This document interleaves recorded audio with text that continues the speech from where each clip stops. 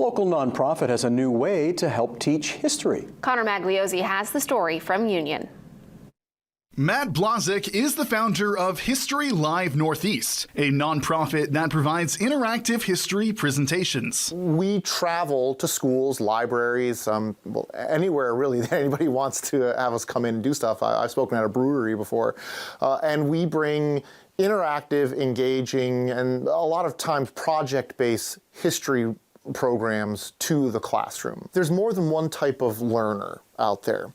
So what we do is we try to bring together multiple learning styles in one presentation, so the majority of the kids and students are getting something. One new way they're hoping to teach history is through a newly created effigy. From the effigies, you can tell the social status of a person, the political and familial connections of the person, their wealth status, what they wanted people to remember of them when they were gone. But it's not just those who come to see the statue who learn something. It was created at the University of Maine at their IMRC Center through a process that was new to them. This is part of research as well. We had never done this, never attempted it, and that's the thing I salivate for.